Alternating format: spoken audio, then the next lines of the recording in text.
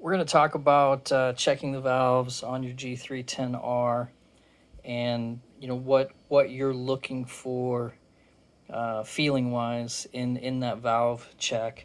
Now, I'm not going to go over the basics of how to get to this stage. You either know or you don't. You should be following a workshop manual. Matsumoto Works has a good video out on the whole access process to get to this point as well. But yeah, I'm going to assume you know how to get access. And now I'm going to talk about just checking the valves themselves. The clearance on our intake side is .11 to .20, right? So I'm going to start out at the lowest end here. I've actually got a .1 feeler gauge because I don't have a 1.1. Mine goes from 1 to 1.3, my set. And see with this .1, if you can sense how easily I'm moving that back and forth. There's no drag on this feeler following that rocker arm in. No drag. Now I'm gonna go to a 1.3 here, and now I've got a little bit of drag. Not a lot, but a little bit. I got some drag there. That's kind of the feeling I want. I want to show you as we go to a 1.5. If I push this 1.5 in there, I want you to notice how much drag I can create right there. See how pulling on that? It's not moving. And I can sit here and flex that feeler gauge without it moving at all. That is too much drag. So what we know about this clearance from that is it's sitting around 1.3, 1.4.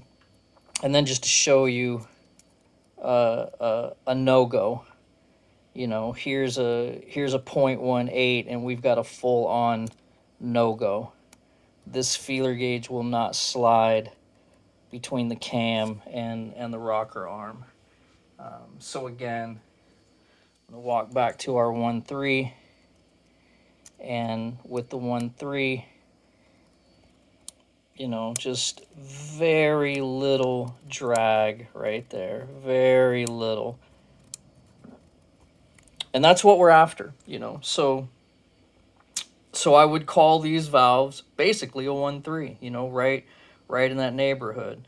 Or you can use the go no go method, and using the go no go, we would decide that these are somewhere between a 1.3 and a 1.8. Which honestly is enough information to tell us we're still well within spec anyway. But I would call these 1.3 to 1.4 using a feel method. And if we jump over to our other side, you guys will be able to see this process a little better, because you can see how the feeler gauge wraps, right? See how it wraps below the cam. It follows that rocker arm path. I'm doing all this one-handed, guys. It follows that rocker arm path down around the cam right there. See it poking out? And we're just measuring that feel.